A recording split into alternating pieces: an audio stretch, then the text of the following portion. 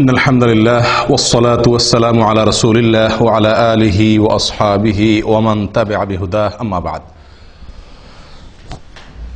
সম্মানিত ভাই ও বন্ধুগণ, আজকের আলোচনার বিষয়বস্তু হলো নবজাতক শিশুর বাবা মা এবং অভিভাবকদের করণীয়। একটি শিশু যখন দুনিয়াতে আসে তখন তার অভিভাবক হিসাবে বাবা মা, দাদা দাদি, নানা নানি যারা তার অভিভাবক থাকেন তাদের বেশ কিছু করণীয় আছে। এই করণীয়গুলোর বেশিরভাগ আমাদের সমাজে মানুষ জানেই না, খুব কম মানুষই জেনে থাকার কথা। আমরা আজকের আলোচনা ইনশাআল্লাহ 13টি করণীয়র কথা উল্লেখ করব কোরআন এবং সুন্নাহর আলোকে। এই 13টি করণীয়র আমার মনে হয় যে 10টি করণীয় সম্পর্কে আমাদের সমাজের বেশিরভাগ লোক জানেই না, ধারণাই নেই করবে কি। তো বিষয়টি এজন্য খুবই গুরুত্বপূর্ণ। আবার একটি শিশুর জন্মের পরে এমন কিছু কাজ আমরা করি যেগুলো আসলে কোরআন হাদিস আমাদেরকে করতে বলে নাই, বরং কোরআন হাদিসের দৃষ্টিতে কোনোটি নিষিদ্ধ, সেরকম অনেক কাজ আমরা করি। আবার যেগুলো করা দরকার তার অনেক কাজ আমাদের ছুটে যায়। সবাই আমরা অভিভাবক, কেউ হয়তো সন্তানের বাপ, আর না হলে সন্তানের বাপ হব ইনশাআল্লাহ। আর অনেকে তো বাপ হয়ে এখন দাদা হওয়ার উপক্রম, নানা হওয়ার উপক্রম, ঠিক কি না? তো সন্তানের অভিভাবকত্ব থেকে আমরা কেউই কি নই, খালি না। সবাই কোনো না কোনোভাবে কোনো না কোনো শিশুর অভিভাবকত্ব করছি বা করার স্কোপ বা সুযোগ আমাদের আসবে। অতএব একজন অনাগত শিশু এখনো আসে না দুনিয়াতে, আসবে। তার আসার পর আমাদের করণীয়গুলো কি কি, সুন্নাহ ভিত্তিক আমলগুলো কি কি, সেগুলো জানা থাকা খুবই গুরুত্বপূর্ণ। আল্লাহ তাআলা আমাদের সকলকে জানা এবং আমলের তৌফিক দান করেন। প্রিয় ভাইরা, আমরা বিভিন্ন কোরআন এবং হাদিস ঘেটে মোটামুটি 13টি আমল বের করেছি যে একটি শিশুর জন্মের পর এই 13টি করণীয় একজন অভিভাবকের জন্য, একজন বাবার জন্য, একজন দাদার জন্য, একজন নানার জন্য, একজন মায়ের জন্য এই কাজগুলো করা উচিত। তার ভিতরে সর্বপ্রথম যে কাজটি, সেটি হলো শয়তান থেকে সুরক্ষিত রাখার জন্য শিশুকে একটি আমল। আমরা সবাই জানি বনি আদমের সবচেয়ে বড় শত্রুকে, সবচেয়ে বড় শত্রু শয়তান। যার সঙ্গে আমাদের শত্রুতা শুরু হয়েছে সেই জান্নাত থেকে বের হওয়ার ঘটনাকে কেন্দ্র করে, তখন থেকে সে ঘোষণা দিয়ে আমাদের সঙ্গে শত্রুতা শুরু করছে। শয়তান ঘোষণা দিয়ে শত্রুতা শুরু করেছে। আল্লাহ সুবহানাহু ওয়া তাআলা কোরআনে বিস্তারিত উল্লেখ করেছে। সে আমাদের পথের মোড়ে মোড়ে দাঁড়াবে, আমাদেরকে বিপদগামী করবে, জাহান্নামে নিয়ে ছাড়বে, সে একা যাবে না। এই যে তার চ্যালেঞ্জগুলো যেগুলো কোরআনে উল্লেখিত হয়েছে, সেই চ্যালেঞ্জের কারণে একজন মানুষের সবচেয়ে বড় শত্রু শয়তান, এবং সেই হলো আসল শত্রু, সেই হলো চিরশত্রু। কোন মানুষের কি হতে পারে না, চিরশত্রু হতে পারে না। মানুষের চিরশত্রু কে হবে? একমাত্র শয়তান। অতএব একজন সচেতন, দায়িত্ববান, সন্তানের হিতাকাঙ্ক্ষী অভিভাবকের প্রথম করণীয় হলো আমার শিশুটি, আমার সন্তানটি, আমার নাতি নাতনি, তারা যেন দুনিয়াতে আসার পরে এই দুনিয়াতে তাদের সবচাইতে বড় শত্রুর শত্রুতা থেকে নিরাপদে থাকতে পারে। এই ব্যবস্থা গ্রহণ করা একজন অভিভাবকের সবচাইতে বড় দায়িত্ব। কথা বুঝে আসছে? তো সেই জন্য নবী সাল্লাল্লাহু আলাইহি ওয়াসাল্লাম আমাদেরকে একটা আমল শিক্ষা দিয়েছেন। এটি হলো সন্তান জন্মের আগে একটা আমল, পরে আরেকটা আমল। এই দুইটাই হলো সুরক্ষার জন্য। আমি বলি টিকা, বিভিন্ন রোগ যাতে না হয় আগে থেকে নিরাপত্তার জন্য টিকা নেওয়ার ব্যবস্থা আছে না? তো এই দুইটা আমলকে আমি বলি টিকার মতো। আগে থেকেই রোগ প্রতিরোধ ব্যবস্থা, শয়তানের আক্রমণ থেকে প্রতিরক্ষার জন্য শিশুর দুটি ব্যবস্থা কোরআন এবং সুন্নাহ আমাদেরকে বাতলে দিয়েছে। একটি শিশু যাতে বড় ধরনের শয়তানের কোনো অ্যাটাক থেকে, আক্রমণ থেকে আল্লাহ তাআলা যেন তাকে হেফাজতে রাখেন, এজন্য আল্লাহর আশ্রয় চেয়ে নেওয়া তার জন্য। একটা হলো সন্তান দুনিয়াতে আসার আগে, আরেকটা হলো সন্তান দুনিয়াতে আসার পরে। দুইটা আমল। সন্তান দুনিয়াতে আসার আগের যে আমলটি, সে আমলটি সম্পর্কে সহিহ বুখারীতে বর্ণিত হয়েছে। আব্দুল্লাহ ইবনে আব্বাস রাদিয়াল্লাহু তাআলা আনহু তিনি বর্ণনা করেছেন যে নবী সাল্লাল্লাহু আলাইহি ওয়াসাল্লাম বলেছেন, লাউ আন্না আহাদাকুম ইযা আতা আহলাহু, তোমাদের কেউ যদি স্ত্রী সহবাসের সময় এই দোয়াটি পড়ে বলে বিসমিল্লাহি আল্লাহুম্মা জান্নিবনাশ শাইতানা ওয়া জান্নিবিশ শাইতানা মা রাযাকতানা। এই দোয়াটি যদি পড়ে তাহলে কি হবে? ফাকুদিয়া বাইনাহুমা ওয়ালাদ, এই মিলনের ফলে যদি কোনো সন্তান আল্লাহ তাআলা তাদেরকে দান করেন তাহলে লাম ইয়াদুররুহু শায়তানুন আবাদা, কখনোই শয়তান ওই শিশুর ক্ষতি করতে পারবে না। শয়তান এর ক্ষতি থেকে ওই শিশুটা সুরক্ষিত হয়ে যাবে যদি বাবা মা এই দোয়াটি পড়ে থাকে। দোয়ার অর্থ কি? আল্লাহুম্মা জান্নিবনাশ শায়তানা, আল্লাহ আমাদেরকে শয়তান থেকে আপনি হেফাজত করেন, নিরাপদে রাখেন। ওয়া জান্নিবিশ শায়তানা মা রাযাকতানা, আর আমাদেরকে যে শিশু, যে সন্তান আপনি দিবেন, রিজিক হিসাবে দান করবেন, সেই শিশু, সেই সন্তানকেও আপনি শয়তানের আক্রমণ থেকে হেফাজত করবেন। এই দোয়া যদি কেউ পড়ে তো আল্লাহ সুবহানাহু ওয়া তাআলা ওই সন্তানকে আজীবন কখনোই শয়তানের বড় কোনো আক্রমণ, বড় ধরনের কোনো ক্ষতি, তাকে মুরতাদ বানায় দেওয়া, অমানুষ করে দেওয়া, একেবারে বিপদগামী করে দেওয়া, এরকম বড় দায় কোনো ক্ষতি তার করবে না ইনশাআল্লাহ।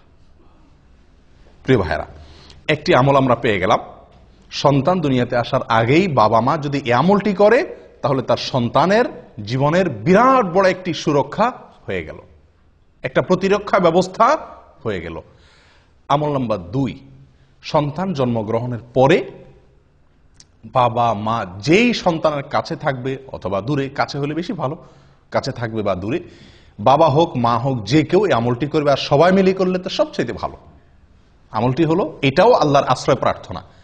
আপনি কোন দিন সন্তান আল্লাহ তাআলা কবুল করছেন, কোন দিন দোয়া পড়ছেন না পড়ছেন খোঁজ খবর নাই, মুজদিস নাই হয়তো, তো আল্লাহ তাআলা দ্বিতীয় ব্যবস্থা রাখছেন। প্রথম টিকা যদি মিস হয়ে যায় তো দ্বিতীয় টিকা আপনি ধরবেন, সেটা হলো সন্তানের জন্মের পরে আপনি আল্লাহর কাছে আশ্রয় চেয়ে নেবেন, ওই একই আশ্রয় শয়তানের আক্রমণ থেকে।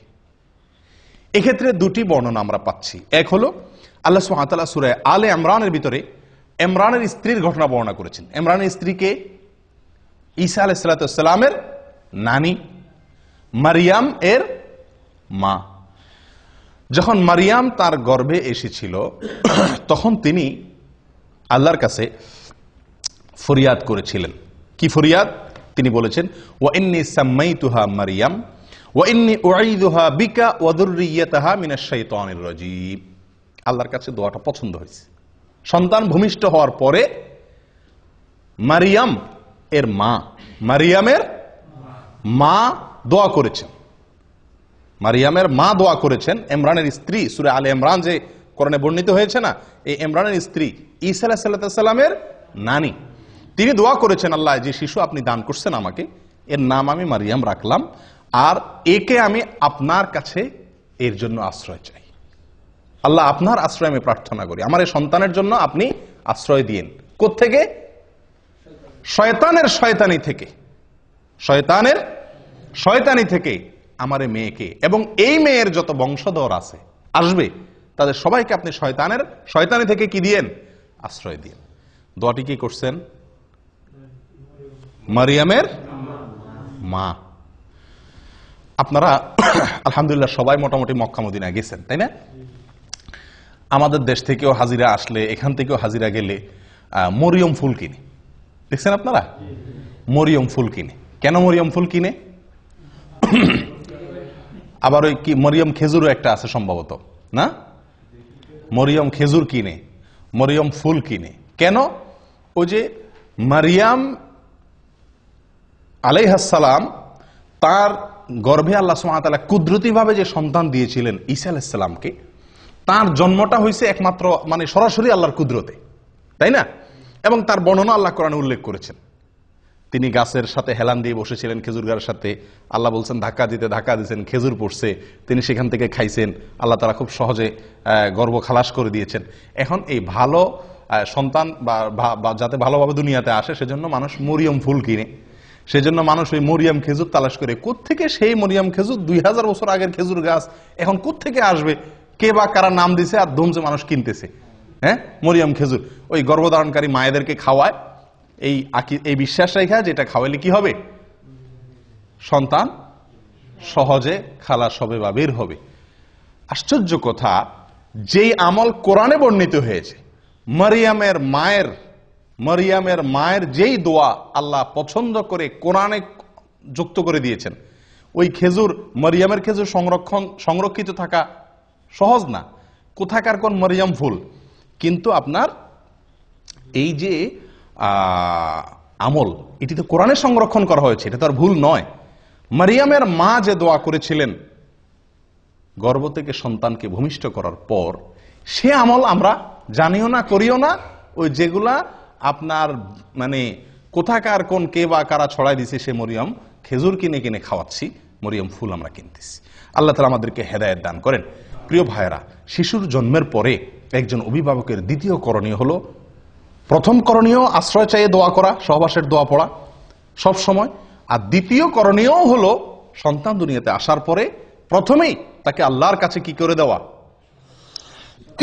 সমর্পণ করে দেওয়া, সুপর্দ করে দেওয়া, যে আল্লাহ এই যে আসলো, এই যে আপনার বান্দা দুনিয়াতে আসছে, কঠিন চ্যালেঞ্জ তার সামনে, কঠিন চ্যালেঞ্জ।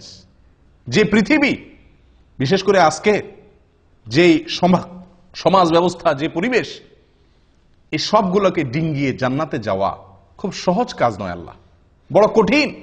চতুর্দিকে কাঁটা আর কাঁটা, হারামের কাঁটা, শিরকের কাঁটা, নাফরমানের কাঁটা, বেদাতের কাঁটা, ফাসিকি কাজের কাঁটা বোঝায় চতুর্দিকে। আল্লাহ, এই শিশুকে আপনি যদি আশ্রয় না দেন, শয়তানের শয়তানি থেকে সে বাঁচতে পারবে না। একজন দায়িত্বশীল অভিভাবকের এই জন্য দ্বিতীয় করণীয় হলো এই দোয়াটি পাঠ করা, শয়তানের আশ্রয় থেকে প্রার্থনা করে মারিয়ামের মা যেরকম দোয়া করছেন সেরকম দোয়া করা, নিজের ভাষায় করা যেতে পারে। আল্লাহ, আপনি এই শিশুকে আপনি শয়তানের আক্রমণ থেকে, শয়তান যেন তাকে বিপদগামী করতে না পারে, তার ক্ষতি করতে না পারে, তাকে যেন পথ থেকে সরায় দিতে না পারে সিরাতে মুস্তাকিম থেকে। আল্লাহ, জীবনের প্রথমেই আপনার কাছে আমি এই ভিক্ষা চেয়ে নিচ্ছি, এই প্রার্থনা করে চেয়ে নিচ্ছি। কয়জন করছি আমরা আমলটা? হয়তো শুনছিও প্রথম, ঠিক না? আচ্ছা, এইগুলো তো মারিয়ামের মায়ের আমল। কোরআনে আল্লাহ যেটা উল্লেখ করেছেন, তিনি দোয়া করেছেন আল্লাহর কাছে যে আল্লাহ, আমি এই শিশুকে আপনার কাছে এবং তার যত বংশধর আসবে তাদের সবাই যেহেতু আমাদেরই বংশধর হবে, তো তাদের সবাইকে আপনি শয়তানের আক্রমণ থেকে হেফাজত করিয়েন। আল্লাহ সুবহানাহু ওয়া তাআলা রক্ষা করছেন। আল্লাহ তাআলা কি করছেন? রক্ষা করছেন। সুবহানাল্লাহ। মারিয়ামের সন্তান ঈসা, এদেরকে আল্লাহ তাআলা কি করছেন? শয়তানের আক্রমণ থেকে রক্ষা করেছেন। কোরআনে তার উল্লেখও আছে, কোরআন এবং সুন্নাতে তার উল্লেখও আছে।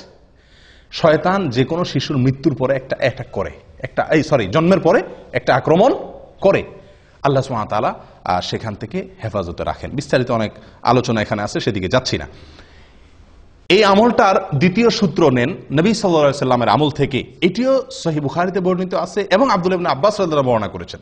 নবী সাল্লাল্লাহু আলাইহি সাল্লাম যখন হাসান এবং হোসেন রাদিয়াল্লাহু তাআলা আনহুমার জন্ম হয়েছিল, তার নাতি হাসান এবং হোসেন রাদিয়াল্লাহু তাআলা আনহুমার জন্ম হয়েছিল, তখন তিনি একটা দোয়া পড়ছেন। কি দোয়া পড়ছেন? জন্মের পরে বলতে একেবারে জন্মের পরপরই করছেন এমনটা হাদিস থেকে পরিষ্কার বোঝা যায় না অবশ্য। তাদের জন্য তিনি আশ্রয় প্রার্থনা করতেন, দোয়া করতেন। বুঝা আসছে কথা? কিরকম দোয়া করতেন? দোয়া করতেন এই, উআইযুকুমা বিকালিমাতিল্লাহি তাম্মাহ মিন কুল্লি শাইতানিন ওয়া হাম্মাহ ওয়া মিন কুল্লি আইনিন লাম্মাহ। উআইযুকুমা বিকালিমাতিল্লাহি তাম্মাহ মিন কুল্লি শাইতানিন ওয়া হাম্মাহ ওয়া মিন কুল্লি আইনিন লাম্মাহ। হুবহু এটা পড়া কোনো জরুরি না, উনি দুইজনের জন্য দোয়া করছেন, এই জন্য ওয়াইযুকুমা বলেছেন। এটা জন্মের পরপরই করতে হবে, এটা জরুরি না। বাকি জন্মের পরে যে কোনো সময় শিশুর জন্য এই দোয়াটি করা অভিভাবকের। দোয়াটির অর্থ হলো এই, আমি হে শিশু তোমাকে আল্লাহর আশ্রয় চাই, অথবা হে আল্লাহ আমি আশ্রয় চাই এই শিশুর জন্য আমি আপনার আশ্রয় চাই দুটি বিষয় থেকে। এক হলো শয়তানের আক্রমণ থেকে, যেটা মারিয়ামের মা দোয়া করছিলেন। আরেকটা নবী সাল্লাল্লাহু আলাইহি ওয়াসাল্লাম যোগ করছেন, সেটা কি? বদনজর থেকে। শিশুদের প্রতি একটু বদনজরটা বেশি লাগে, এটাই বাস্তবতা। তো নবী সাল্লাল্লাহু আলাইহি ওয়াসাল্লাম তার নাতি হাসান হোসেনের জন্য দোয়া চেয়ে নিয়েছিলেন, যেন আল্লাহ তাআলা তাদেরকে শয়তান থেকে কি করেন? হেফাজতে রাখেন এবং বদনজর থেকে হেফাজতে রাখেন। তাহলে আমরা দ্বিতীয় আমল পেয়ে গেলাম তো আলহামদুলিল্লাহ, যে সন্তানের জন্মগ্রহণের পরে সুবিধা মতো আল্লাহর কাছে কি চেয়ে নিব? তার জন্য শয়তান থেকে আশ্রয় চেয়ে নেব ইনশাআল্লাহ। করবেন তো আমলটা? আল্লাহ চান তো? আল্লাহ তাআলা তৌফিক দান করেন। 3 নম্বর আমল হলো ভাই, সন্তান জন্মগ্রহণ করার পর সেই সংবাদ যদি আপনার কাছে আসে, সন্তানের জন্মের সংবাদ, সুসংবাদ যদি আপনি পান, তাহলে সেই সুসংবাদ পাওয়ার পরে সর্বপ্রথম কি কথাটা বলবেন? আমরা কি কথাটা বলি আগে সেটা বলেন। যে কোনো সন্তান জন্মগ্রহণের সংবাদ পাইছেন, আপনার সাদিকের হয়েছে, আপনার নিজের হয়েছে, অথবা আপনার ভাইয়ের হয়েছে, হ্যাঁ, কারোর হয়েছে, প্রথম প্রশ্নটা কি হয়? ছেলে না মেয়ে? ঠিক কিনা? যদি সংবাদদাতা না বলে ছেলে হয়েছে না মেয়ে হয়েছে, যদি বলে যে ভাই আমার তো আল্লাহ একটা সন্তান দিছে, তো প্রথম আমরা প্রশ্ন করি কি, ছেলে না মেয়ে? তো এটা বিরাট একটা আমাদের জন্য সংশোধনী। আদাবুল মুফরাদ, ইমাম বুখারী রাহিমাহুল্লাহ লিখিত একটি কিতাব, এখানে সহিহ সূত্রে বর্ণিত একটি হাদিসে আসছে, কাসির ইবনে উবাইদ বলেন যে আয়েশা রাদিয়াল্লাহু তাআলা আনহা, তার কাছে যে কোনো সন্তান জন্মের সংবাদ আসলে, যে কেউ মদিনাতে কারোর সন্তান হয়েছে, খবরটা ওনার কাছে আসছে, আমাদের আয়েশা রাদিয়াল্লাহু তাআলার কাছে, ওনার কাছে সংবাদ আসার সঙ্গে সঙ্গে উনি কখনো জিজ্ঞেস করতেন না ছেলে নাকি মেয়ে। উনি জিজ্ঞেস করতেন একটা কথা, অবশ্য কি জিজ্ঞাসা করতেন? খুলিকা সাওয়িয়া, অর্থাৎ যে শিশুটি আসছে সে ঠিকঠাক আছে তো, বিকলাঙ্গ না তো, হাত পা সব অঙ্গ প্রত্যঙ্গ সব ঠিক আছে তো? যদি বলা হতো নাম, তিনি বলতেন আলহামদুলিল্লাহি রাব্বিল আলামিন। আমলটি কার ভাই? আয়েশা রাদিয়াল্লাহু তাআলা আনহা, যিনি শিখেছেন নবী সাল্লাল্লাহু আলাইহি সাল্লাম থেকে সবচাইতে বেশি, সবচাইতে সরাসরি কাছে থেকে দেখে, এটা তার আমল ছিল। তো এখান থেকে কি বুঝলাম? যে কোনো শিশুর সংবাদ পাওয়ার পর প্রথম করণীয়, অভিভাবক অনভিভাবক, অভিভাবক না সকলের জন্য এটা, যে আমরা প্রথম আমল করব কি, আলহামদুলিল্লাহ রাব্বিল আলামিন বলবো, আল্লাহ শুকরিয়া আদায় করব। আফসোসের বিষয়, আমরা ওই যে প্রথম প্রশ্ন হয়, হাদিসে বর্ণনাকারী উল্লেখ করে দিচ্ছেন কাসির ইবনে উবাইদ, যে আয়েশা রাদিয়াল্লাহু তাআলা আনহা কখনো জিজ্ঞেস করতেন না আগে ছেলে নাকি মেয়ে। কারণ সন্তান ছেলে নাকি মেয়ে এটা মুখ্য না, মুখ্য হলো সন্তান সুস্থ স্বাভাবিক কিনা, এবং এরপরে সবচেয়ে বড় কামনা হবে একজন বাবার, একজন মায়ের, একজন অভিভাবকের যেন সন্তান সুসন্তান হয়, নেক সন্তান হয়, ছেলে হোক কিংবা মেয়ে হোক। এটা কোনো বড় প্রশ্ন নয়, বড় চাহিদা নয়, বড় বিষয় নয়। ঠিক কি ঠিক না? আল্লাহ সুবহানাহু ওয়া তাআলা নবীদের সন্তান চাওয়ার দোয়া আল্লাহ তাআলা কোরআনে উল্লেখ করে দিয়েছে আমাদেরকে শেখানোর জন্য। নবীরা কিভাবে সন্তান চাইতেন, আম্বিয়া আলাইহিমুস সালাতু ওয়াস সালাম কিভাবে আল্লাহর কাছে সন্তান চাইতেন, সেই ভাষাগুলো আল্লাহ সুবহানাহু ওয়া তাআলা কোরআনে উল্লেখ করে দিয়েছেন। তার একটি হলো রব্বি হাবলি মিনাস সালিহিন, রব্বি হাবলি মিনাস সালিহিন, মানে কি? আল্লাহ আমাকে নেক সন্তান দান করেন, নেক সন্তান দান করেন, ভালো সন্তান দান করেন। আল্লাহর কাছে ছেলে অথবা মেয়ে এটা না চেয়ে আল্লাহর কাছে চাওয়া উচিত কি? সুসন্তান, সুসন্তান। সন্তান যদি নেক হয়, সে ছেলে হইলেও আমার উপকারে আসবে, মেয়ে হইলেও উপকারে আসবে। আর আল্লাহ না করুন সন্তান যদি সৎ না হয়, তাহলে সে ছেলে হোক আর মেয়ে হোক, সে আমার দুনিয়াও ডুবাবে, আখেরাতেও আমাকে ডুবাবে। আফসোসের বিষয়, এটা আজকে একটা চরম বাস্তবতা আজকের পৃথিবীতে। সেটা হলো যে মেয়ে হলে আমরা অনেকেরই মুখ কালো হয়ে যায়, ঠিক কি না? আল্লাহ সুবহানাহু ওয়া তাআলা কোরআনে কারীমে বলেন, ওয়া ইযা বুশশিরা আহাদুহুম বিল উনসা যাল্লা ওয়াজহুহু মুসওয়াদ্দান ওয়া হুয়া কাযীব। জাহিলি যুগের, আইয়ামে জাহিলিয়াতের যুগে, ইসলাম পূর্ব যুগের মানুষের স্বভাব আল্লাহ তাআলা বর্ণনা করতে গিয়ে বলেন যে তাদের কাউকে যদি বলা হয় ভাই আপনার ছেলে হয়েছে বা তোমার ছেলে হয়েছে, তখন তাদের মুখটা কি হয়ে যায়? কালো হয়ে যায়, কালো হয়ে যায়। যদি জিজ্ঞাসা করে ভাই কি হয়েছে, মেয়ে হলে বলে কি? মেয়ে হয়েছে, মেয়ে। মানে ভাবটা এমন থাকে যে উনি খুশি না।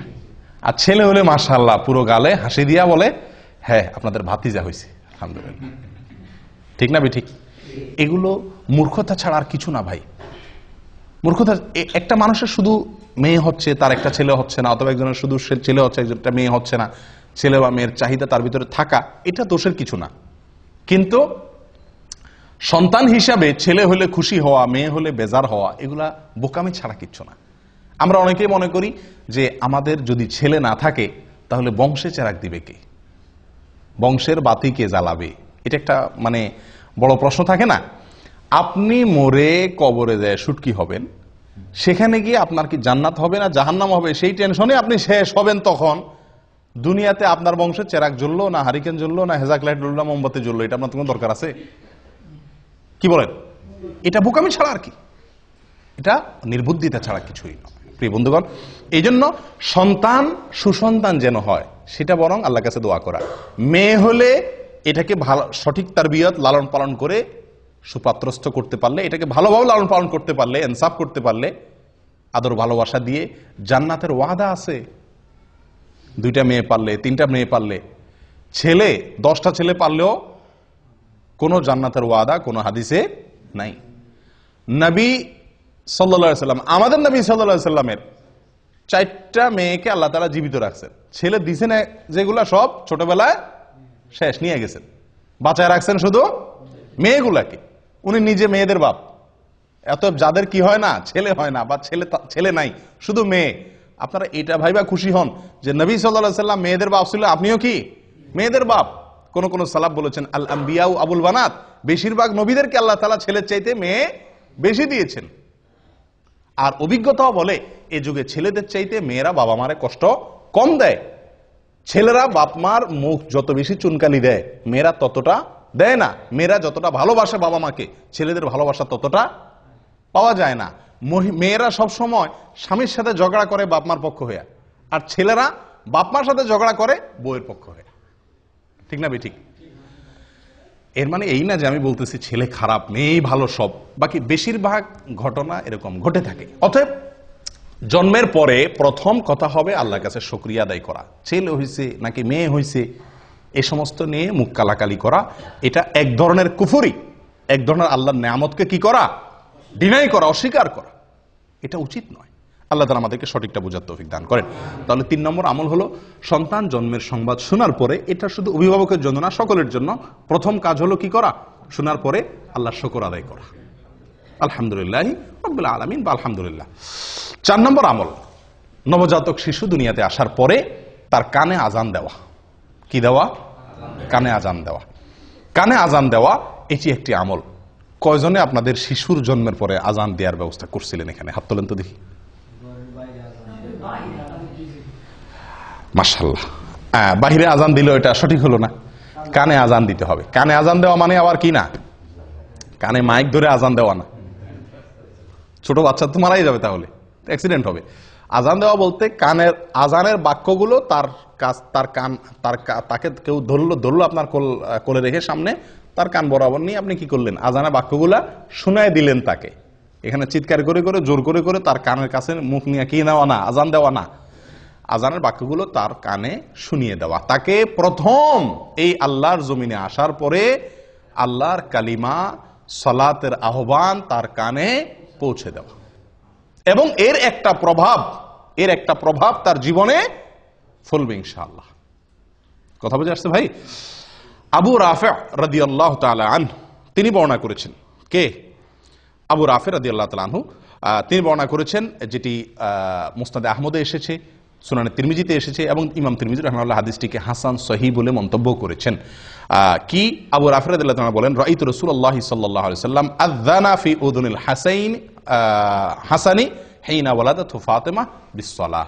তিনি বলেন আমি নবী সাল্লাল্লাহু আলাইহি ওয়াসাল্লামকে দেখেছি, আমি নিজে দেখেছি, তিনি ফাতিমা রাদিয়াল্লাহু তাআলা আনহার ছেলে হাসানের জন্মের পরে তার কানে আজান দিয়েছেন। ঠিক নামাজের যে আজান হুবহু সেরকম আজান তিনি তার নাতি হাসান রাদিয়াল্লাহু তাআলা কানে দিয়েছেন। তাহলে এটা একটা আমল পাইলাম কি পাইলাম না? আজান দেওয়া।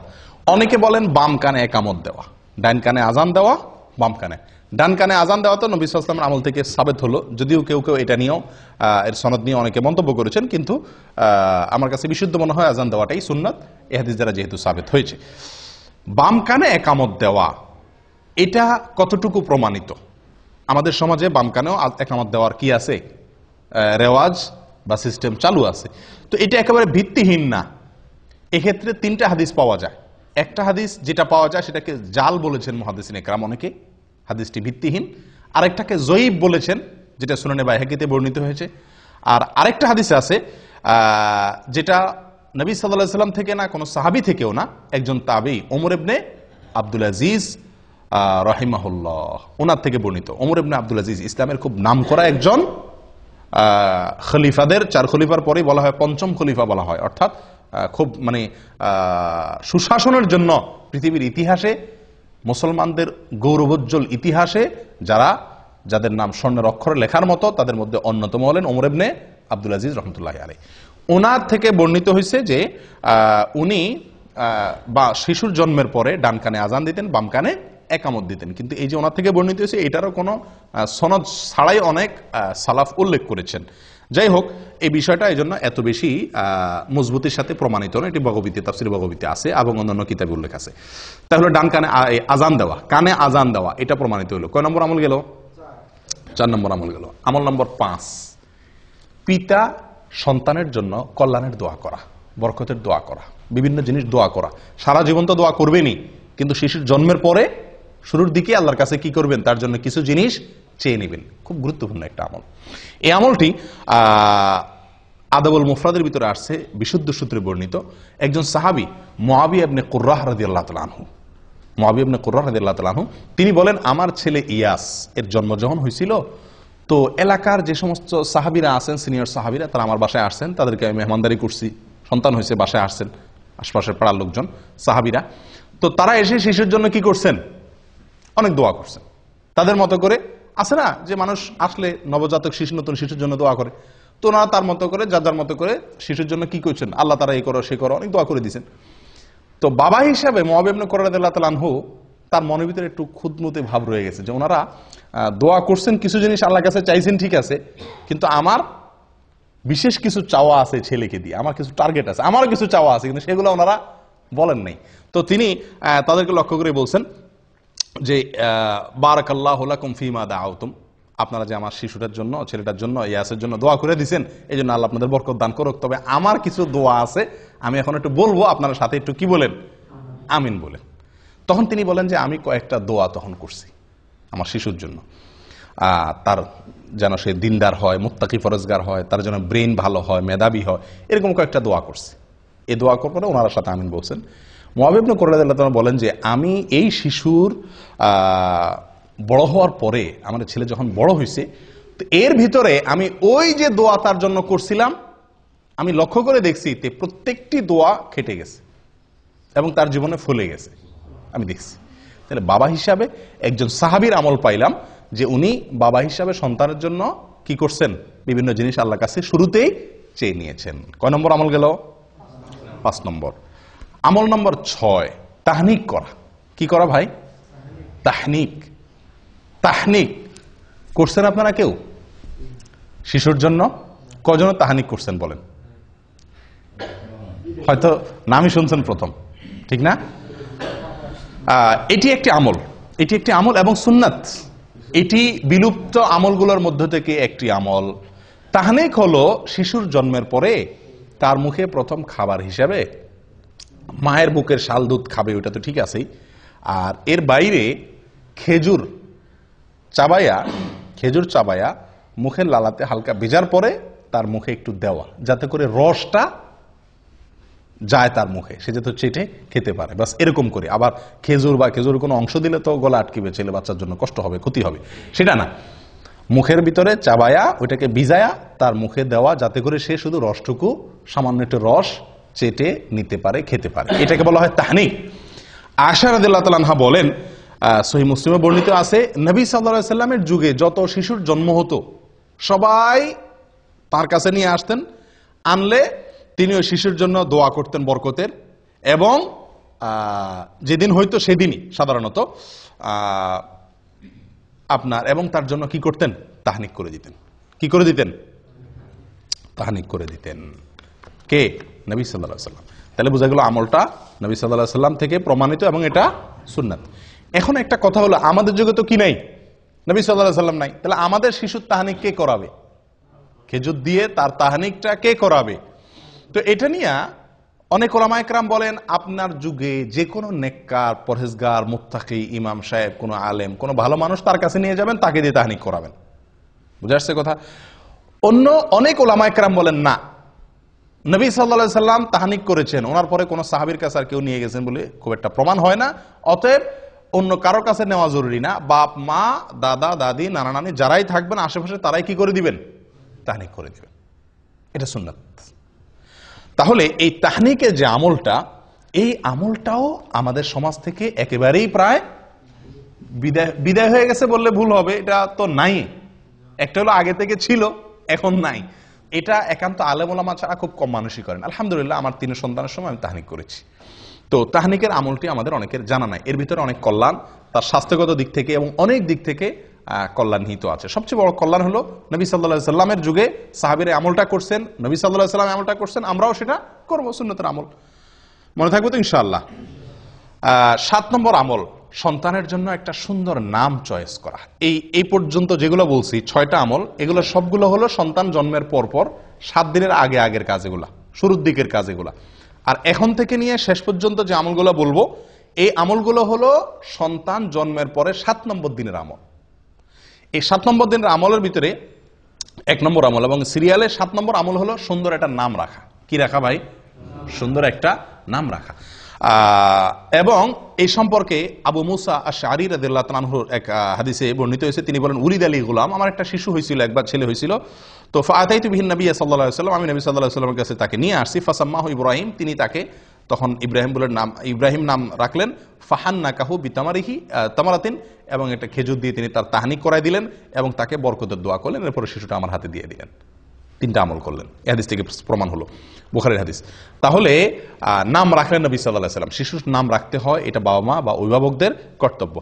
এবং এই নাম রাখাটা আপনার জন্মের দিন হতে পারে, 3 নম্বর দিনও হতে পারে, তবে কোন কোন বর্ণনাতে 7 নম্বর দিনের কথাও আসছে। এটা কোনো বাধ্যবাধকতা না যে এই দিনই রাখতে হবে, তবে 7 নম্বর দিনের ভেতরে নামটা রেখে ফেলা উচিত। অনেক সময় আমরা অনেক দেরি করে ফেলি, 7 নম্বর দিনের ভিতরে রেখে যাওয়া উচিত। নাম, সবচেয়ে উত্তম নাম, সবচেয়ে শ্রেষ্ঠ এবং বেস্ট নাম কোনটা? আব্দুল্লাহ এবং আব্দুর রহমান। সবচেয়ে সুন্দর এবং সবচেয়ে উত্তম নাম হলো আব্দুল্লাহ এবং আব্দুর রহমান, এর উপরে কোনো নাম নাই। দ্বিতীয় শ্রেণীর নাম কোনটা? প্রথম শ্রেণীর নাম হলো আব্দুল্লাহ এবং আব্দুর রহমান। দ্বিতীয় শ্রেণীর নাম কি? দ্বিতীয় শ্রেণীর নাম হলো আল্লাহর যে 99টি নাম আছে, আল্লাহর 99 নামের শুরুতে আব্দুন যোগ করলে যে নামগুলো হবে। কি যোগ করলে?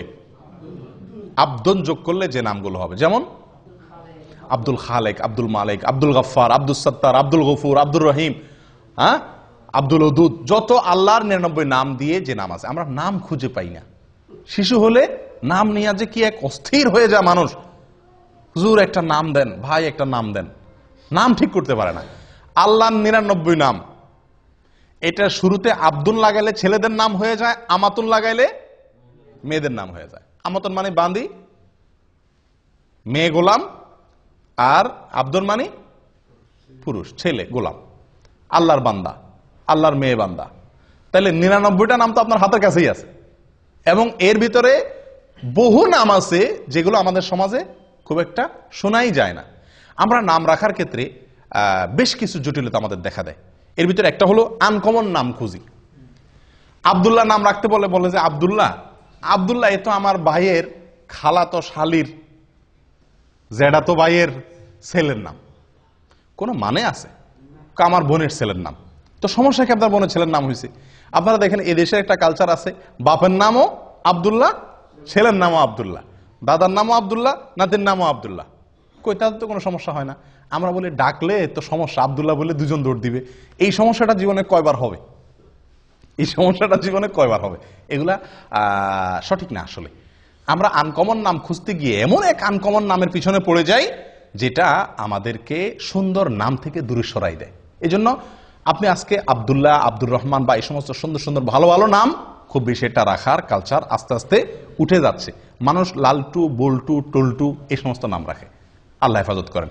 সুন্দর একটা নাম রাখা, এটা সন্তান, নবজাতক সন্তান ভূমিষ্ঠ হওয়ার পরে বাবা মায়ের বা অভিভাবকদের করণীয়র ভিতরে অন্যতম প্রধান একটি করণীয়। মনে থাকবে তো ইনশাআল্লাহ। আমাদের দেশের নামের ভিতরে আরো অনেকগুলো সমস্যা আছে। তার ভিতরে একটা হলো যে একজনের 3টা-4টা করে নাম থাকে। একজনের কয়টা করে নাম থাকে? 3টা-4টা করে নাম থাকে, এবং সবগুলো আলাদা আলাদা নাম। সব নামগুলা কি? আলাদা আলাদা নাম। আমি কি বুঝাতে পারছি? যেমন ওমর ফারুক। আচ্ছা, এটা আরেক সমস্যা, সেখানে আমি আসতেছি। তার আগে একটু বলে নেই যে একজনের 3-4টা নাম লাগে। যেমন মোহাম্মদ আলী, মোহাম্মদ আলী, 2টা নাম কিন্তু এখানে।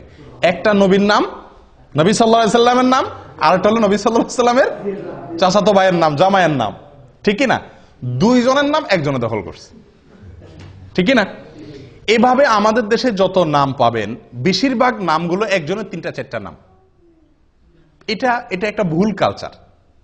এটাতে কোনো মানে কোরআন হাদিস অশুদ্ধ হয়ে যাবে, আলোকে অশুদ্ধ হয়ে যাবে, বা এটা কারণে আপনার কোনো গুনাহ হয়ে যাবে এরকম না, কিন্তু এটা মানে সঠিক না।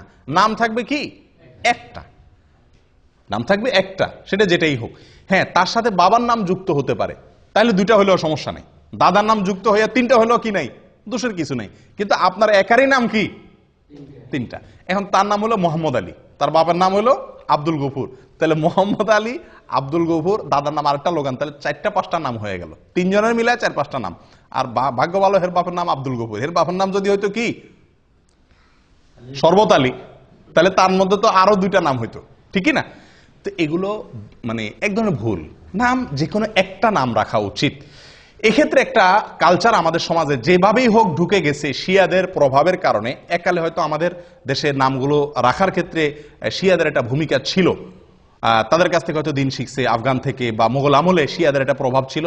আমাদের দেশে বেশিরভাগ নামের সঙ্গে আপনার নামের শেষে আপনারা দেখবেন হয় আলী, নয় হাসান, নয় হোসেন। খেয়াল করছেন আপনারা? এখানে যদি এখন যাচাই করি আমরা, তো আমার মনে হয় শতকরা 30 জন মানুষের নামের শেষে হয় হাসান আছে, নয় হোসেন আছে, আর না হয় আলী আছে, ঠিকই না ভাই? হাসান হোসেন আলী থাকাতে তো সমস্যা নাই। সমস্যা যেখানে সেটা হলো অন্য কোন সাহাবীর নাম তো আর রাখেন না, শুধু এই 3 জনের নাম রাখেন কেন? এটা তো শিয়াদের চিন্তা। শিয়ারা এই 3 জনকে শুধু মুসলমান মনে করে, অন্য সব কাফের সাহাবীদেরকে কি মনে করে? কাফের মনে করে। নাউজুবিল্লাহ। তো আপনি শুধু 3 জনেরটাকে রাখবেন আর কারোরটা রাখবেন না, এটা তো বোঝা যায় যে তাদের যে শত্রুতার কালচার শিয়াদের, সেটা আপনার ভেতরে আছে, আল্লাহ মাফ করে। এটা একটা ভুল। অতএব আপনি যদি মহব্বত করে সাহাবীর নামকে রাখতে চান, তো নামের ক্ষেত্রে তো ওই যে আল্লাহর নাম শুরুতে আব্দুল লাগায় রাখা, এটা এই ক্লাসের নাম। 2 নম্বর হলো নবীদের নাম, 3 নম্বর হলো সাহাবীদের নাম। যে কোনো সাহাবীর নাম আপনি কি করেন, রাখেন, সুন্দর। আলী রাখেন, ওমর রাখেন, আবু বকর রাখেন, কোনো অসুবিধা নাই। তো এক্ষেত্রে যে কোনো একটা নাম আমরা রাখি, কিন্তু ওই যে সাথে আরো 2-3টা লেজুর যুক্ত করে দিই, এবং শেষে আলী, হাসান, হোসাইন মনে রাখ, কামরুল হাসান, দেলোয়ার হোসাইন, হ্যাঁ, তারপরে শরবত আলী, আব্দুল আলী। আর অর্থের দিক থেকে অনেক সমস্যাও আছে, অনেক নামের মধ্যে অর্থের দিক থেকে কি আছে, সমস্যাও আছে। যেমন রহমত আলী। রহমত আলী মানে কি? আলীর রহমত, আলীর করুণা। এ তো শিয়ারা আলী রাদিয়াল্লাহু তাআলাকে আল্লাহর জায়গা দেয়, এই জন্য আল্লাহর আলীর রহমতে তারা সন্তান পাইছে, দেখে সন্তানের নাম রাখে আলীর রহমতের সন্তান পাইছি। আমরা তো এটা বলতে পারি না। হ্যাঁ, আল্লাহ সুবহানাহু ওয়া তাআলার গুণবাচক নামের ভিতরে একটা হলো আলী। আপনি সেই দৃষ্টিকোণ থেকে রাখলে সেটা ঠিক আছে, কিন্তু মানুষ আসলে বুঝেও না কি রাখে, এটা একটা সমস্যা। আরেকটা সমস্যা হলো যেটা উনি বলছেন, ওমর ফারুক। এখানে ফারুক এটা হলো ওমর রাদিয়াল্লাহু তাআলার একটা কি, একটা উপাধি। এটা শুধু ওনার জন্য খাস। আপনি ওমর ফারুক কোন ইয়ের জন্য আপনার সন্তানের জন্য রাখলে সেটা কি হলো না, এটা খাটলো না। আপনি যদি রাখতে চান ওমর রাদিয়াল্লাহু তাআলাকে মহব্বত করে, তা আপনি ওমর রাখেন, কিন্তু ওনার উপাধি আপনার সন্তানের জন্য আপনি জুড়ে দিবেন, এটা সঠিক না। ঠিক একইভাবে আবু বকর সিদ্দিক নাম বেশিরভাগ মানুষ এভাবে রাখে না, ওসমান গনি, ওসমান গনি এভাবে রাখে। তো এরকম আরো বহু সাহাবী আছেন, আবু আইয়ুব আনসারী, এভাবে যুক্ত করে সাহাবীদের নামের সঙ্গে তাদের যে আলাদা পরিচয় আছে ওইটাও আবার যুক্ত করে।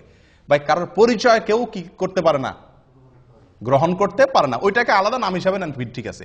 আপনি কথার কথা মরহুম শেখ মুজিবকে আপনি খুব মহব্বত করেন, আছে না অনেক লোক যে শেখ মুজিবকে মহব্বত করেন দেখে তার নামে সন্তানের কি করেন, নামকরণ করেন।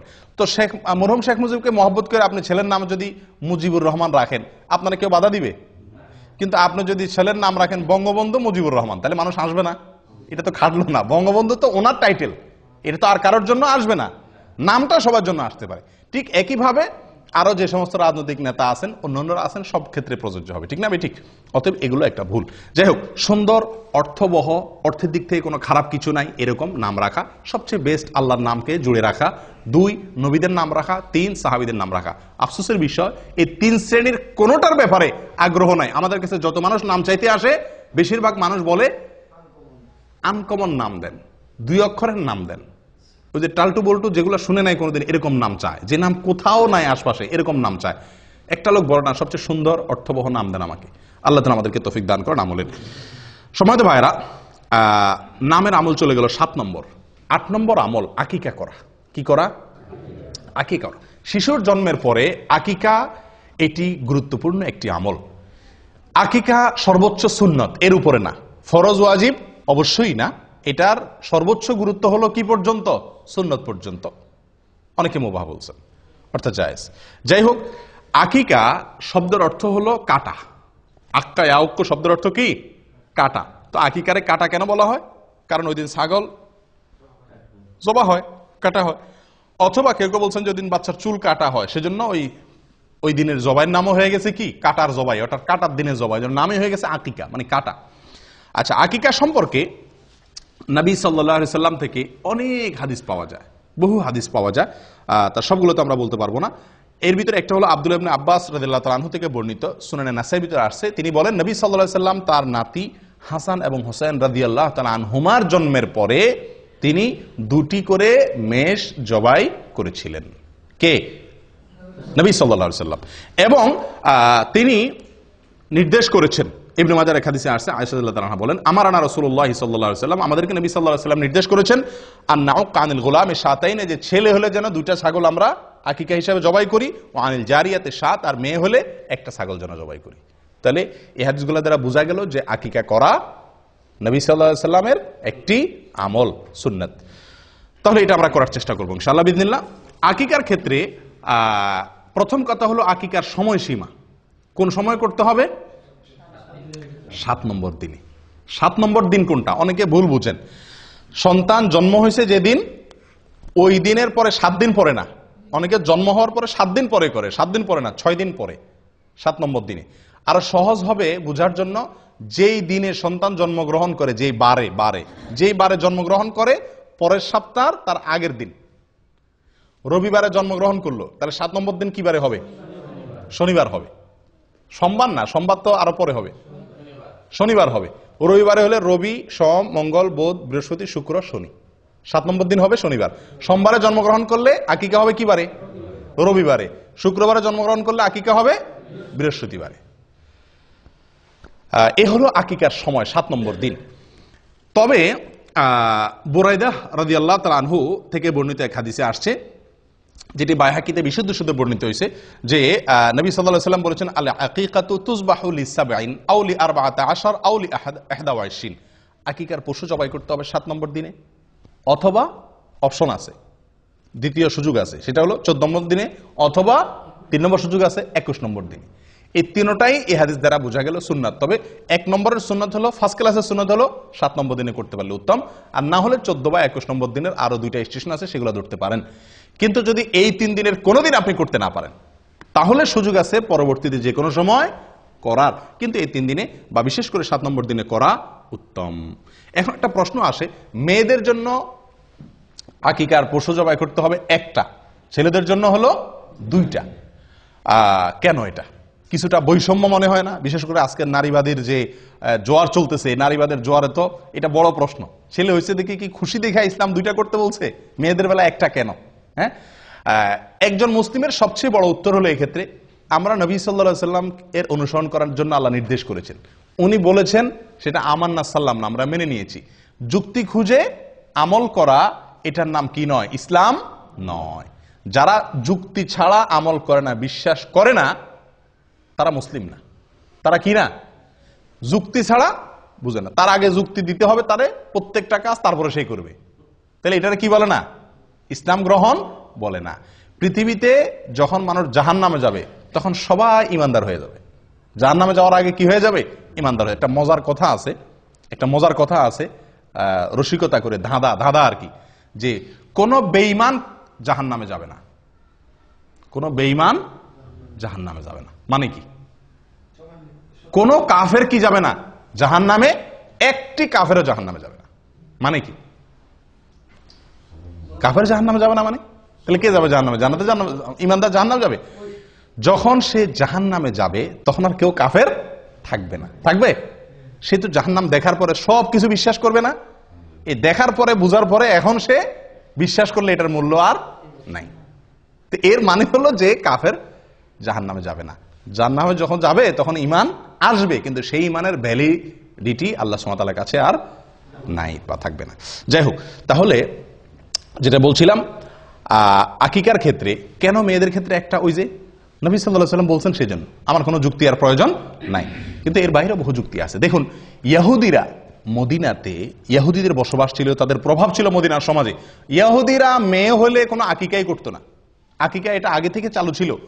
তারা ছেলে হলে আকিকা করত, মেয়ে হলে কোনো আকিকা করতো না। কারণ মেয়ে হলে তো সবাই কি এমনি তাদের মেজাজ গরম, জবাই জীবন্ত কবর দিতে পারলে বাঁচে, আবার আকিকা মেয়ে হলে, যাই হোক এটা মুশরিকদের ভিতরে বেশি ছিল যদিও, কিন্তু ইহুদিরা মেয়ে হলে আকিকা দিত না। নবী সাল্লাল্লাহু আলাইহি ওয়াসাল্লাম একটা দিতে বলেছেন। এর অনেক কারণ আছে, যৌক্তিক কারণ আছে। সবচেয়ে বড় কারণ হলো নবী সাল্লাল্লাহু আলাইহি ওয়াসাল্লামের নির্দেশ। বাস, অনেক উলামা ইকরাম এর একটা কারণ উল্লেখ করেন যে আকিকার ব্যাপারে এক হাদিসে আসছে, আল আকিকাতু আল গুলামু মুরতাহানুন বিআকিকাতিহি, যে কোনো শিশুর জন্মের পরে তার আকিকার বিনিময়ে সে বন্ধক থাকে আল্লাহর কাছে। বন্ধক থাকে। বন্ধক বুঝেন আপনারা? কোন জিনিস কারোর কাছে বন্ধক রাখার মানে কি? টাকা দিয়ে সেই জিনিসটা আমি কি করতে পারবো? ছাড়াতে পারবো। না ছাড়াইলে ততক্ষণ পর্যন্ত ওইটা আমার হবে না। সন্তান বন্ধক থাকে জন্মের পরে, আকিকা দিলে বন্ধক ছুটে। মানে কি? কি বন্ধক থাকে? এর ব্যাখ্যা কি? এর ব্যাখ্যা সম্পর্কে অনেক কথাই আছে, মুহাদ্দিসিন ইকরাম বলেছেন। হাদিসে স্পষ্ট কিছু বলা হয় না। কেউ কেউ বলেছেন এর মানে হলো এই শিশু কিয়ামতের দিন তার বাবার জন্য সুপারিশ করবে না যদি বাপে আকিকা না করে। আকিকা করলো, বন্ধক ছুটে গেছে, এবার সুপারিশ করবে। কেউ কেউ বলেছেন এর মানে হলো আল্লাহ তাআলা একে শয়তান থেকে সুরক্ষিত করা, দুনিয়াতে বিপদ আপদ থেকে রক্ষা করা, এই জিনিসগুলো মানে লক থাকে। আকিকা করলো, লক খুলে গেল। কথা বুঝে আসছে? তো ছেলেদের জীবনে নিরাপত্তার ঝুঁকি সবচাইতে বেশি মেয়েদের তুলনাতে, এবং ডাক্তাররা বলেন যে পুরুষদের শরীরে রোগ প্রতিরোধ ক্ষমতা মেয়েদের তুলনাতে কম থাকে, আর মেয়েদের শরীরে রোগ প্রতিরোধ ক্ষমতা একটু বেশি থাকে। আল্লাহ সৃষ্টি করছেন এভাবে। এই জন্য ডোজ, আকিকা যদি আমি ডোজ হিসাবে নেই তার নিরাপত্তার জন্য, তার সুস্থতার জন্য, তাহলে এক্ষেত্রে ছেলের জন্য ডবল ডোজ, কারণ তার শরীরের ভিতর রোগ প্রতিরোধ ক্ষমতা কম। আর মেয়ের জন্য সিঙ্গেল ডোজ, কারণ তার শরীরে রোগ প্রতিরোধ ক্ষমতা বেশি। শুধু তাই নয়, মেয়ে এবং ছেলে এদের উভয়ের মধ্যে আমরা যদি দেখি জীবনের রিস্ক কার বেশি? ছেলেদের বেশি। রাস্তায় যাইতে হয়, গাড়িতে যাইতে হয়, অ্যাক্সিডেন্টের সম্ভাবনা থাকে, বিপদ আপদের সম্ভাবনা মেয়েদের থেকে ছেলেদের মধ্যে বেশি থাকে। অ্যাক্সিডেন্টে, একটা অ্যাক্সিডেন্টে যদি 10টা মানুষ মারা যায়, বেশিরভাগ ছেলেই মারা যায়, তাই না? তো তাদের জন্য নিরাপত্তা রক্ষার এই টিকা বা ডোজ ডবল আল্লাহ তাআলা রাখছেন। এটা একটা যুক্তি, কিন্তু এটা সঠিক হওয়া কোনো জরুরি না। এরকম অনেক যুক্তি দেওয়া যেতে পারে। সবচেয়ে বড় যুক্তি হলো আল্লাহ এবং তার রাসূলের নির্দেশ। ব্যাস, মেয়ে হলে একটা, ছেলে হলে দুইটা। তবে এক হাদিসে আসছে ছেলেদের জন্য দুইটা যে ছাগল আপনি জবাই করবেন, সে দুইটা কি হইতে হবে? সমান সমান হওয়া উচিত। না হলে হয়ে যাবে, কিন্তু উচিত হলো সমান সমান হওয়া, কাছাকাছি হওয়া। মানে দেখতে একেবারে একটা আসমান আর জমিন যেন তফাৎ না হয়ে যায়। আমরা অনেকেই একটা গরু দেই, একটা ছাগল দেই, তাই না? তারা এই হাদিসের খেলাফ আমল হয়ে যায়। আপনি মনে করেন যে বিশাল বড় গরু দিলাম, সওয়াবটা বেশি হয়ে গেলেন, নামটা বেশি পাইছেন, গোশত বেশি পাইছেন, মানুষ বেশি খাওয়াইছেন, বাহবা বেশি পাইছেন, ঠিক আছে, কিন্তু সুন্নতের উপরে আমল আপনার হলো না। কারণ হাদিসে একেবারে সুস্পষ্টভাবে বলা আছে যে আকিকার পশু যেন কি হয়? দুইটা কাছাকাছি হয়, দেখতে যেন খুব বেশি বেশ কম না হয়। আকিকা কোন পশু দিয়ে দিবেন, এটা একটা বড় প্রশ্ন। এবং কোরবানির সাথে আকিকা মিশানো, এটা আরেকটা বড় প্রশ্ন। দেখুন ভাই, কোরবানির সাথে আকিকা মিলায়া একসাথে দেওয়া যাবে কিনা, একই গরুতে কোরবানি আকিকা মিক্স করে দেওয়া যাবে কিনা, আমাদের দেশের অনেক উলামা ইকরাম বা বেশিরভাগ উলামা ইকরাম যাবে বলেন। অথচ হানাফি মাযহাবের একজন প্রসিদ্ধ আলেম, পাকিস্তানের মুফতি রশিদ আহমদ রাহিমাহুল্লাহ, উনি আহসান ফতোয়া, একটা বিরাট বড় ফতোয়ার কিতাব লিখেছেন। এই ফতোয়ার কিতাবে এবং অন্যান্য জায়গাতে তিনি এটার খুব ঘোরতর বিরোধিতা করেছেন, যেটা জায়েজ নাই। খোদ হানাফি মাযহাবের উলামা ইকরামেরই, আমাদের হানাফি মাযহাবের উলামা অনেকে বিরোধিতা করেন, এবং এটাকে মোটের উপরে আমরা অ্যানালাইসিস করলে দেখি এই কাজটি সতর্কতামূলক হলো। নবী সাল্লাল্লাহু আলাইহি ওয়াসাল্লাম যেভাবে করছেন ডাইরেক্ট সেভাবে করতে পারা। সেটা কি? ছাগল দেওয়া। ছাগল দেওয়া, কোরবানির গরুর ভিতরে কি না আকিকা মিক্স না করা। কোন কোন দিক থেকে কোরবানির সাথে আকিকার মিল থাকলেও অনেক দিক থেকেই মিল নাই। কোরবানির সময় আকিকার সময় এক না, অনেক দিক থেকে বেশ কম আছে, অনেক দিক থেকে মিল আছে। যাই হোক, তো এই জন্য আকিকা কোরবানির সাথে না মিশাইয়া আলাদা দেওয়া উচিত। এটা একটা বিষয় গেল। আরেকটা বিষয় হলো যে এক গরুতে কোরবানি দিলে আপনি কয়জনের পক্ষ থেকে চলে? 7 জনের। কিন্তু আকিকা দিলে এক, ছেলে হলে একটা। কিন্তু সেক্ষেত্রেও ওই যে দুইটা পাশাপাশি রাসূল ইসলাম কাছাকাছি বয়সে বলতে বলছেন, তাহলে সেক্ষেত্রে 2 গরু তো আকিকা মানুষ দেয় না, হয় একটা দেয় গরু, ওইটা দিয়ে 2 ছেলে হলে এক গরুতে সেরে ফেলে, অথবা এক গরুর সাথে বড়দের একটা ছাগল দেয়। অনেকে তো গরুতে অংশ দেয়, তো এই অংশ দেওয়া না দেওয়া উচিত, ডাইরেক্ট গরু বা ছাগল দেওয়া উচিত। দেখুন ভাই, আকিকার 3টা শ্রেণী আমি বলি। এক হলো আপনি গরুতে 2 নাম দিলেন, এটা হাদিসের থেকে অনেক দূরে হয়ে যায়।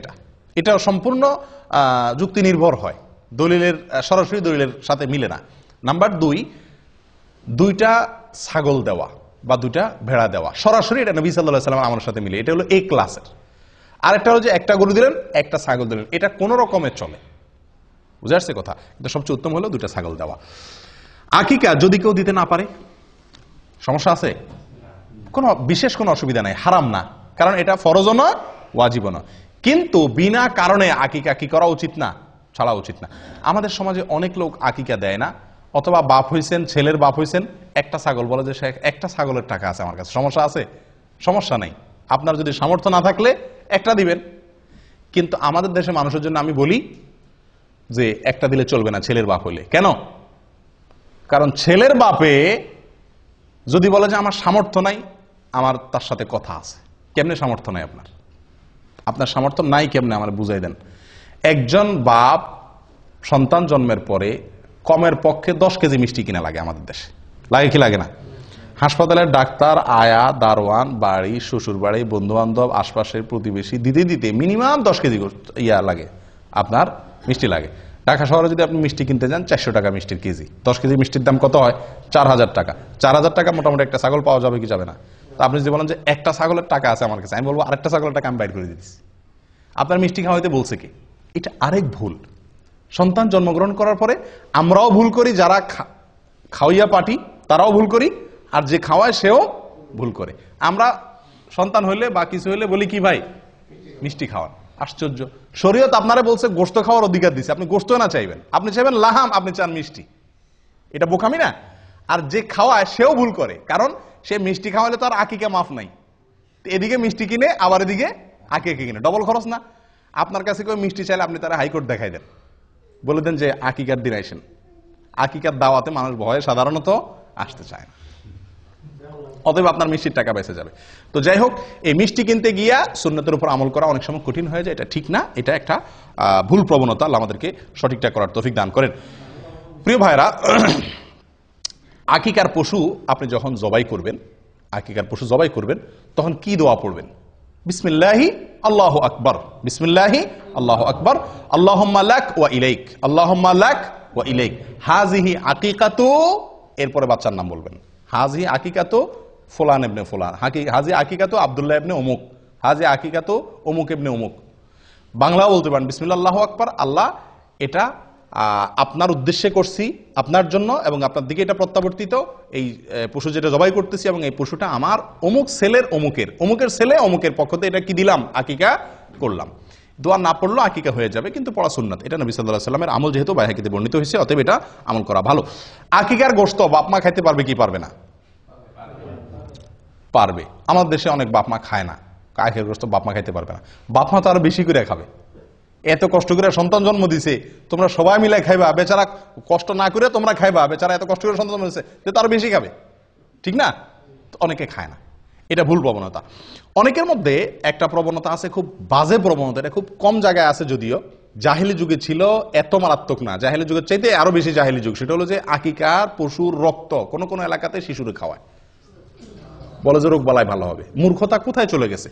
আল্লাহ সুবহানাহু ওয়া তাআলা কোরআনে স্পষ্ট বলেছেন, হুররিমাত আলাইকুমুল মাইতাতু ওয়াদ-দামু, আল্লাহ তাআলা রক্তকে হারাম করেছেন।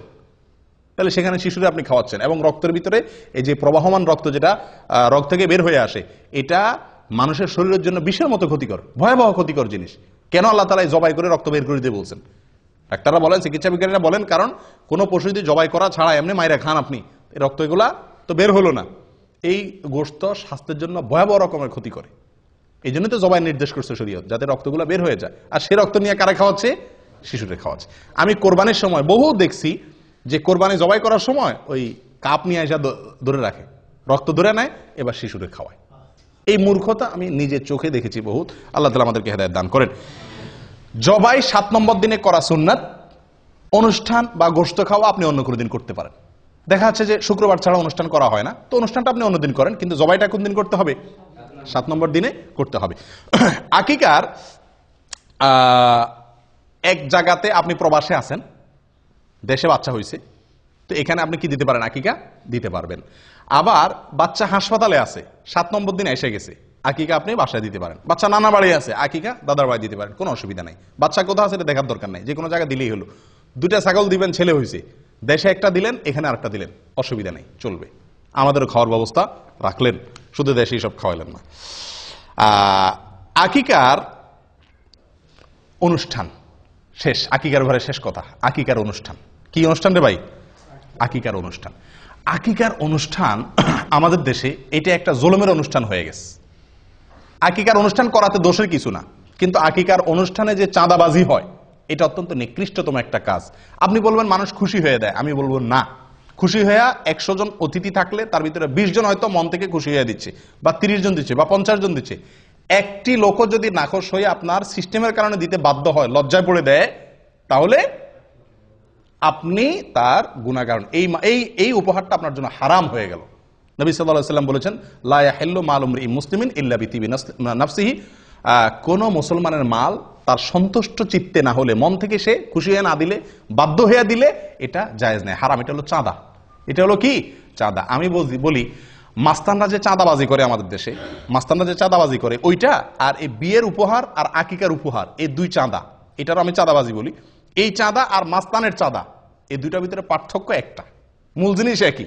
পার্থক্য কি? পার্থক্য হলো মাস্তানে চাঁদাবাজি করার সময় কিছু খাওয়াইটা হয় না, ডাইরেক্ট চাঁদাটা নিয়ে নেয়। আর আকিকার অনুষ্ঠান, বিয়ের অনুষ্ঠানে এক থাল খাওয়াইয়া চাঁদাটা নেন। এই হলো 2 চাঁদার ভিতরে পার্থক্য।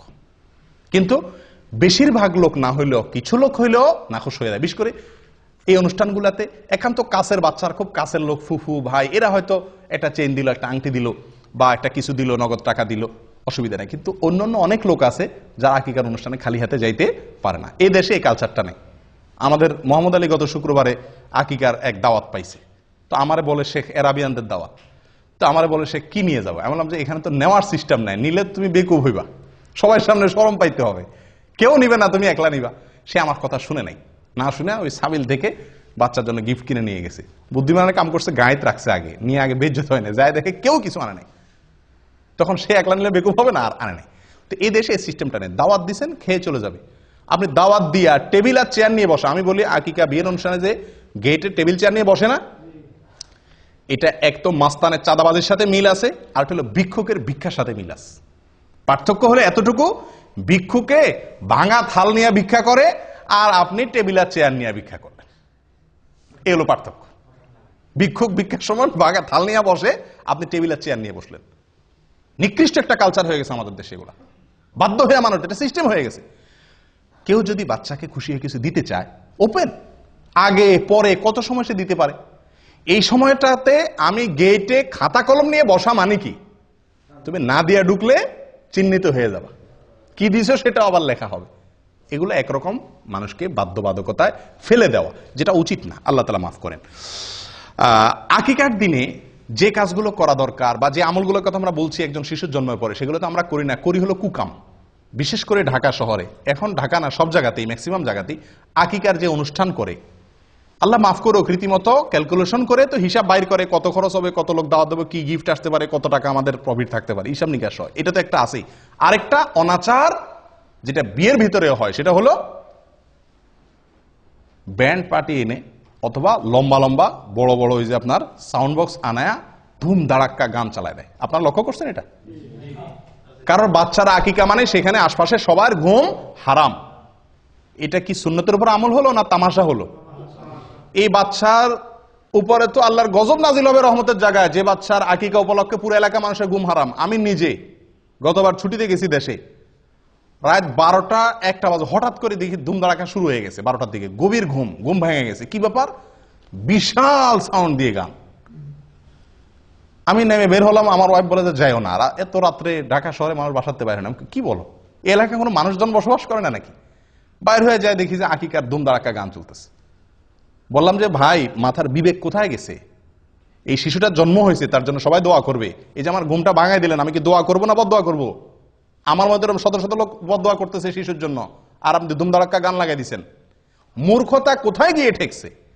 আপনি বিয়ের অনুষ্ঠানে গান বাজাবেন না, নাচবেন, আরো কিছু করবেন, আপনার বাসায় আপনি করেন। আপনি সাউন্ড বক্স দিয়ে পুরো এলাকা মানুষের কষ্ট দিচ্ছেন। শিশুর কষ্ট হচ্ছে, অসুস্থ লোকের কষ্ট হচ্ছে, ঘুমন্ত মানুষের কষ্ট হচ্ছে, অনেকের ডিউটি আছে সকালে, অনেকের পরীক্ষা আছে সকালে, সারা রাত। এবং বিশেষ করে ঢাকা শহরের এই কালচার একেবারে পুরো ঢাকা শহরে আছে। আমরা মূর্খ, এখনো কত লেভেলের নিচু লেভেলের মূর্খ রয়েছি যে রাতভর আমি পুরো এলাকা মানুষকে বাধ্যতামূলক গান শুনাই। কেউ কিছু বলারও অধিকার নাই, সাহস নাই, ক্ষমতা নাই। মূর্খতা কোথায় চলে গেছে? তো আকিকার অনুষ্ঠানকে এটা বেবরকতি করে, কল্যাণ নষ্ট করে এই সমস্ত গান বাজনার কারণে। আল্লাহ হেফাজত করেন। প্রিয় ভাইরা, 9 নম্বর আমল হলো বাচ্চার মাথার চুল কাটা, চাঁচা 7 নম্বর দিনে। এবং চুল চাঁচার পরে আরেকটা আমল আছে, যেটা হয়তো আপনারা অনেকে জীবনে প্রথম শুনছেন। সেটা হলো চুল চাঁচার পরে চুলের ওজন পরিমাণ রূপা আল্লাহর রাস্তায় দান করা। চুলের ওজন পরিমাণ রূপা আল্লাহর রাস্তায় দান করা। কয়জনে করছেন? হাত তোলেন। 2 জন করছেন, মাশাআল্লাহ। আর কেউ করেননি? আলহামদুলিল্লাহ। আমি 3 সন্তানের সময় করছি। 2 সন্তানের সময় তো দেশে থাকতে আপনার ওই পলিথিন করে আমি নিয়ে গেছি স্বর্ণের দোকানে। স্বর্ণের দোকানে যায়, কারণ স্বর্ণের দোকান ছাড়া তো আর এত অল্প চুল মাপার মতো কি নাই, বাটখারা কারোর কাছে এত ছোট নাই। তো তাদের কাছে মাপাইয়া তখন 25 টাকা না 35 টাকা এরকম অল্প কিছু হয়েছে দিয়ে দিছি। মনে রাখতে হবে এটা একটা আমল, সুন্নাত। খুঁটিয়ে খুঁটিয়ে এই সমস্ত সুন্নতের উপর আমল করা দরকার। কিন্তু আমরা জানি না আমল করবো কোত্থেকে। আপনি রূপা দেওয়া জরুরি না, রূপার সমান মূল্যে দান করে দিলেন, কিন্তু ওই চুলের উপরে আন্দাজ করে মাপতে না পারলে আন্দাজ করে অন্তত দিয়ে দিলেন, এটা করা উচিত। এবং এ সম্পর্কে মুসনাদ আহমদের ভিতরে বিশুদ্ধ সূত্রে বর্ণিত আছে হাদিস, এবং আরো অন্যান্য জায়গাতে মোটামুটি কম বেশ হাদিস আছে। তার ভিতরে একটা হলো আবু রাফি রাদিয়াল্লাহু তাআলা আনহু বলেন, যেটা মুসনাদ আহমদের ভিতরে আসছে, তিনি বলেন যে নবী সাল্লাল্লাহু আলাইহি সাল্লাম যখন হাসানের জন্ম হয়েছিল, তখন এই শিশুর মা ফাতেমা রাদিয়াল্লাহু তাআলা আনহাকে বলেছেন, ইহলিকি রাসা, এ ফাতেমা, এই ছেলের চুল চাঁচো, ওয়া তাসাদদাকি বিওয়াজনি শারিহি ফিদ্দাতান আলাল মাসাকিন, মিসকিনদেরকে এই বাচ্চার চুলের ওজন পরিমাণ রূপা দিয়ে দিও। কে বলছেন? নবী সাল্লাল্লাহু আলাইহি সাল্লাম। কাকে বলছেন? ফাতেমা রাদিয়াল্লাহু তাআলা আনহাকে। অথচ এই আমলটা আমরা জানিই না। এটা করার চেষ্টা করবেন তো ইনশাআল্লাহ, আল্লাহ তাআলা তৌফিক দান করুন। 10 নম্বর আমল হলো, এটা আরো বিদায় হয়ে গেছে, এটা আমি নিজেও জানতাম না, এবং আমার 3 সন্তানের কোনোটা সময় করি নাই। সেটা হলো যে সন্তান জন্মের পরে জাফরানের কালার দিয়ে টাকের মধ্যে একটু লাগিয়ে দেওয়া, মাথা কালার করা, হালকা একটু আনন্দের অংশ হিসাবে। এগুলো কোনো জরুরি আমল না, কিন্তু হাদিসে বর্ণিত আছে। হাদিসটা শুনেন, আয়েশা রাদিয়াল্লাহু তাআলা বর্ণনা করছেন, এবং এটি সহিহ ইবনে হিব্বানের ভিতরে আছে, এটাও সহিহ সূত্রে বর্ণিত। তিনি বলেন, জাহেলি যুগের মানুষ, আইয়ামে জাহেলিয়াতের যুগের মানুষ আকিকার পশুর রক্ত নিয়ে বাচ্চার মাথা চুল চাচার পরে ওটাতে কি করতো? মাখায় দিত। তো রক্ত নাপাক, হারাম জিনিস, এটা দিয়ে বাচ্চার শরীর মাখাবে, এটা তো ভালো জিনিস না। করো নবী সাল্লাল্লাহু আলাইহি ওয়াসাল্লাম তখন নির্দেশ করলেন সাহাবীদেরকে, ইজআলু মাকানা দামি খালুকান, তোমরা রক্ত না মাখায়া রং মাখাও। জাফরানের রং হলে সবচেয়ে উত্তম বা বেস্ট। এটা কোনো জরুরি কোনো আমল না, করতে পারলে করলেন, না করতে পারলে নাই।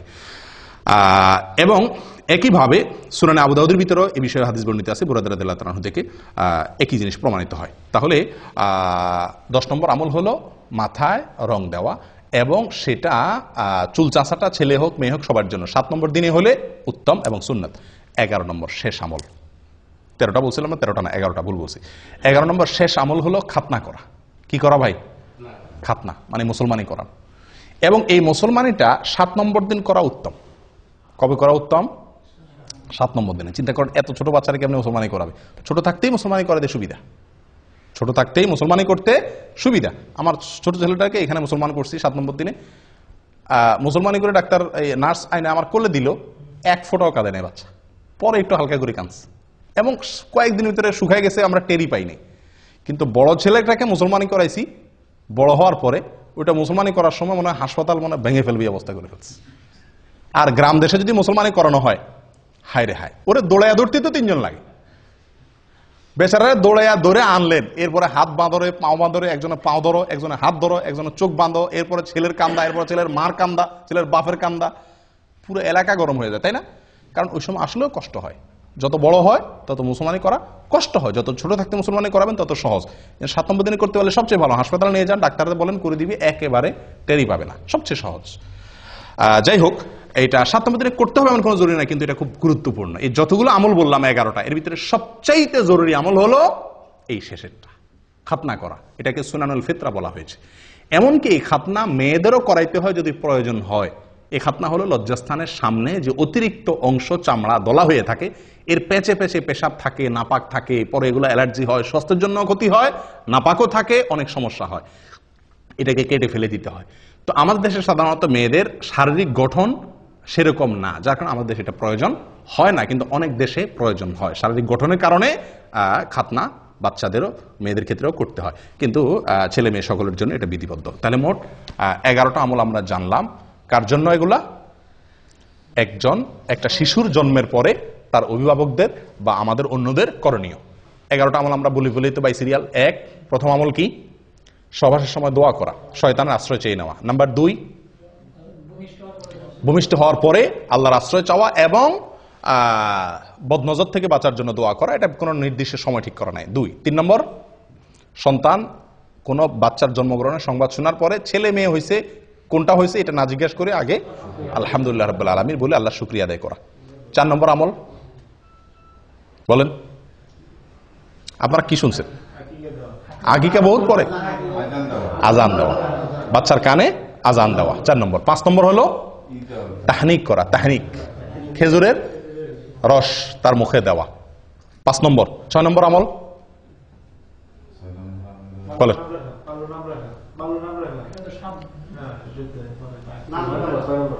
6 নম্বর হলো সুন্দর নাম রাখা। না, নাম রাখার আগে আরেকটা আছে, তাহনিক পর আরেকটা আছে, বলেন। হ্যাঁ, বাবার জন্য দোয়া করা, বাবা শিশুর জন্য কি করা? দোয়া করা, বরকতের কল্যাণে দোয়া করা। কয় নম্বর গেল? 6 নম্বর। 7 নম্বর হলো সুন্দর একটা নাম রাখা, অর্থবহ একটা ভালো নাম রাখা। 8 নম্বর হলো সুন্নত পদ্ধতিতে সঠিকভাবে ভালোভাবে আকিকা করা। আকিকার ক্ষেত্রে একটা মাসআলা রয়ে গেছে, বড় হওয়ার পরও কি করা যায়? আকিকা করা যায়। হাসান বসরি রহমতুল্লাহ আলাইহি বলেন, যদি কেউ পুরুষ হয়ে থাকে, তার আকিকা যদি করা হয় না এটা জানতে পারে, সেজন্য আকিকা করে।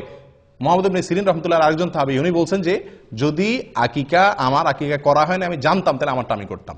নবী সাল্লাল্লাহু আলাইহি সাল্লাম নিজে নবী হওয়ার পরে ওনার আকিকা তিনি করেছেন। অতএব যদি কারোর আকিকা হয় না এটা শিওর জানতে পারে, তাহলে তার নিজের আকিকা সে পরে করতে পারে। তাহলে 8 নম্বর আমল গেল আকিকা। 9 নম্বর চুল চাঁচা এবং চুলের ওজন পরিমাণ রূপা আল্লাহ সাদান করা, তার সমমূল্য। 10 নম্বর আমল হলো জাফরানে কালি দিয়ে মাখানো। 11 নম্বর আমল হলো খাতনা করা। আল্লাহ তাআলা আমাদের সকলকে এই সবগুলোকে আমল করার তৌফিক দান করেন। জাযাকুমুল্লাহ ওয়া আখিরু দাওয়ানা আনিল হামদুলিল্লাহি রাব্বিল আলামিন।